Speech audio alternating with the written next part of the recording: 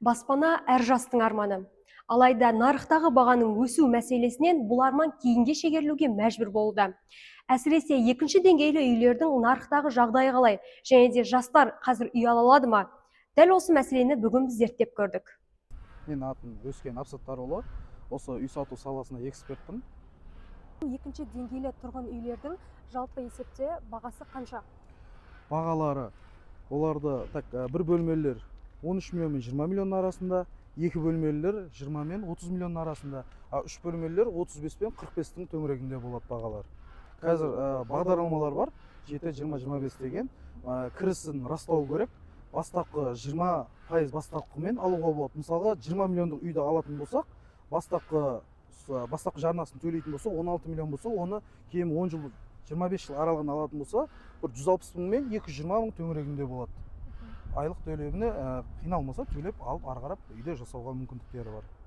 Жастарға үй алу оңай. Бастапқы 10% немесе 20%бен бастапқымен ала алады үйді. Әбдіғанов Дүйсенбайым, Шымкент қаласының риэлторымын. Бізде қазіргі дәл осы жас отбасыларға арналған рассрочка бағдарламасы шығарғанбыз. Бұл рассрочкада через нотариус бөліп төлеуге болады. Және де ода пайыз қосылмайды. Айтылған суммадан біз үйдің бағасымен, үйдің иесімен келісіп, тең жарты бағасына алып беріп жатырмыз жас отбасыға. Бұл деген рассрочка деген көбісі ойлайды через банк деп. Жоқ, через банк емес, через нотариус істеп береміз. Ол жерде 1 жылға, 2 жылға бөліп төлеуге істеп береміз үйді. Ол жерде пайыз төленбейді. Сонда айлық көрсеткіш 200 мың, 300 мың аралығында болып жатады. Кейде 150 мың теңгеден болып жатады. Қазіргі жас отбасыларға әдемі вариант болып тұр. Жер үйден әсіресе біз көп үй тауып беріп жатырмыз осы жылдыққа. Қазіргі жастарға кеңесім, бізге хабарласын, бізге через банкта, через өзіміз де көмектесеміз, тегін консультация береміз, қалай үй алудың жоспарларын түсіндіріп айтып береміз. Және де артымызда тұрған капиталда біздің үйлеріміз бар. Дәл осының схемасында айтып береміз. Қанша жылға шығады, қанша бағамен шығады, ИПС болу керек, ТОСы болу керек деген сияқты, түсетін доходы болу керек деген сияқты. Сол үшін жастар бізге хабарласса, біз өзіміз тегін консультация беріп, қабылдап жібереміз.